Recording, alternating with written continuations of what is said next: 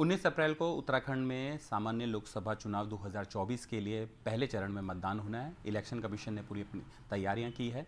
उत्तराखंड में चूंकि 5 सीटों पे चुनाव होना है यानी वोटिंग होनी है, उसको लेकर तैयारियां पूरी है। हमारे साथ अपर मुख्य निर्वाचन अधिकारी विजय दोगने सर है। सर, किस तरीके से तैयारी है, क्योंकि उत्तराखंड में ज़्यादातर हिस्सा पर्वतीय क्षेत्र में है, और किस तरीके से चुनौतियाँ देखते हैं, और फिलहाल पोलिंग पार्टियाँ रवाना कब तक हो पाएगी? देखिए, लोकसभा निर्वाचन का प्रथम चरण 19 अप्रैल को होगा। उसके दृष्टिगत हमारे राज्य में जो 5 लोकसभा सीट जिस पे मतदान होना प्रस्तावित है, उनकी पोलिंग पार्टियों के लिए हम लोगों ने 11,729 पोलिंग स्टेशन का निर्माण किया हुआ है। मतदान से 3 दिन पूर्व जो है 2 जनपदों में पोलिंग पार्टियों को रवाना करने की कार्रवाई की जाएगी, जिसका प्रस्थान कल से प्रारंभ हो रहा है। उसके दृष्टिगत उत्तरकाशी जनपद में 11 पोलिंग पार्टियां रवाना की जाएगी। इसमें विशेषता से लिवाड़ी, फिताड़ी, ओसला और आसपास के क्षेत्र की पोलिंग पार्टियां रवाना करने का कार्य जो है कल किया जाएगा। और पिथौरागढ़ जनपद में एक पोलिंग स्टेशन का पार्टी जो है 3 दिन पहले रवाना होती है। कनार जो उनका दुर्गम एक पोलिंग स्टेशन है, उसकी पार्टी भी कल रवाना होगी।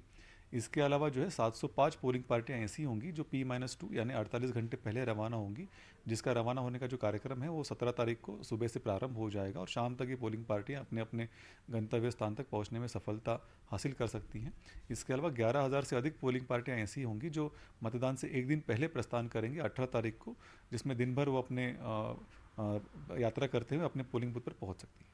सर, चूंकि उत्तराखंड में जैसे आपने बताया कि पोलिंग पार्टी को रवाना है, मौसम यहाँ पे थोड़ा है, क्योंकि 19 तारीख को मौसम विभाग बता रहा है कि मौसम में थोड़ा मिजाज गर्म नहीं रहेगा, ठंडा रहेगा, इससे लोग आराम से वोट देने आ सकते हैं।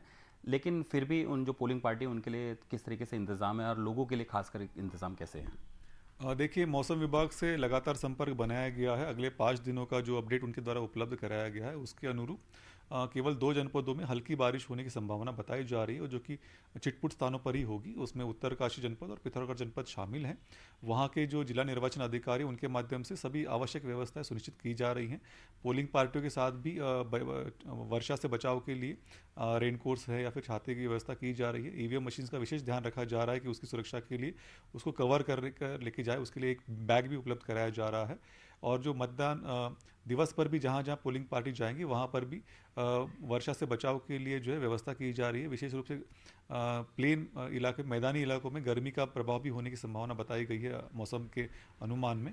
तो गर्मी से बचाव के लिए वहाँ पर फ़ैन है या पानी की व्यवस्था है और शेड की व्यवस्था ये सुनिश्चित की जा रही है। जहाँ पे दुर्गम स्थान पर दिक्कत हो सकती है, वहाँ पर आवश्यक संसाधन भी उपलब्ध कराए जा रहे हैं। विशेष रूप से टैंकर की व्यवस्था है या टैंक की व्यवस्था से पानी उपलब्ध कराया जा रहा है। और जो हमारे पोलिंग पार्टी हैं, सभी के मदद के लिए वहाँ पर एक बूथ हेल्थ मैनेजमेंट प्लान भी हमने तैयार किया हुआ है, जिसका उपयोग सामान्य मतदाता भी कर सकता है और हमारी जो पोलिंग पार्टी है वो भी कर सकती है। सर, जैसे कहीं ऐसी जगह पे है जहाँ पे कनेक्टिविटी की दिक्कत होती है, क्या सैटेलाइट फ़ोन भी प्रोवाइड कराए गए हैं? इसके अलावा सीसीटीवी से भी देख रेख की जाएगी कि पोलिंग ठीक हो रही है या फिर कहीं गड़बड़ आ रहा है?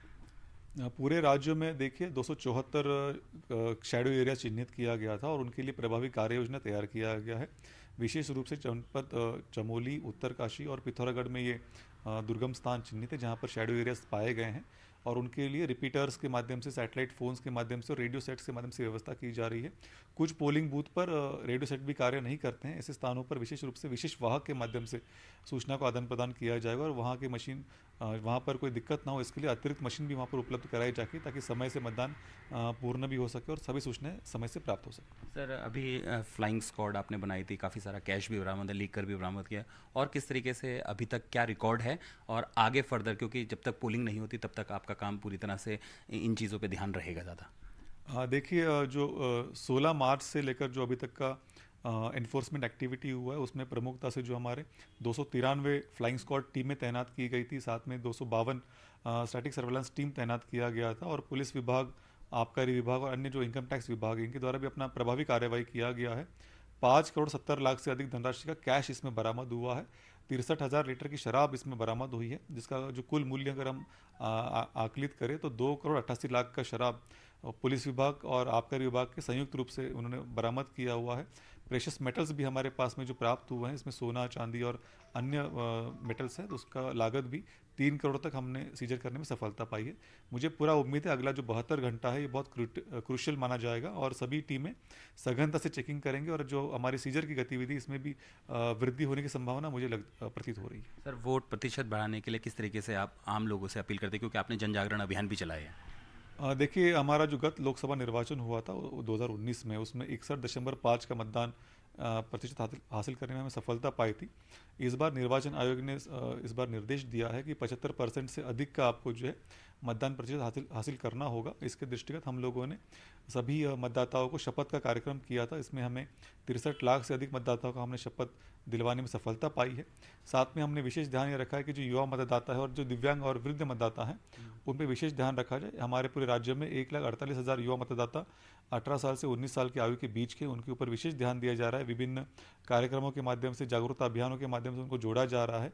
पूरा उम्मीद है कि वो इस बार के मतदान में अधिक से अधिक संख्या में प्रतिभाग करेंगे।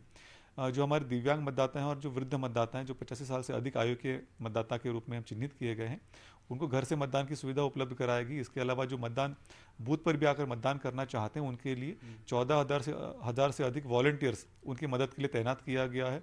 2400 से अधिक जो हमारे व्हील चेयर्स की व्यवस्था हमने सुनिश्चित की गई बूथों के ऊपर, और 1600 से अधिक हम लोगों ने डोली की व्यवस्था किया गया है।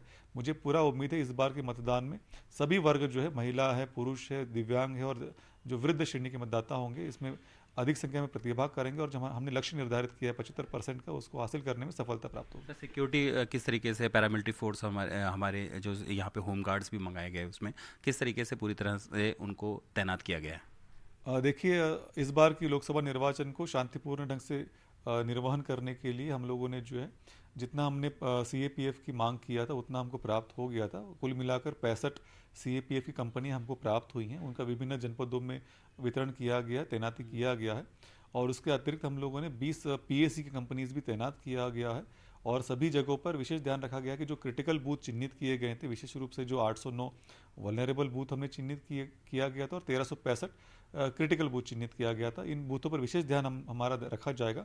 सभी टीमों को हम लोगों ने फ्लैग मार्च के लिए और डोमिनेशन के लिए भी तैनात किया गया और इस बार का जो निर्वाचन होगा, जैसे हर बार यहाँ पे शांतिपूर्ण होता है, इस बार का निर्वाचन भी शांतिपूर्ण रहेगा और जो सभी मतदाता होंगे वो निर्भय होकर मतदान के लिए आगे आएंगे। बहुत शुक्रिया NDTV से खास बातचीत के लिए।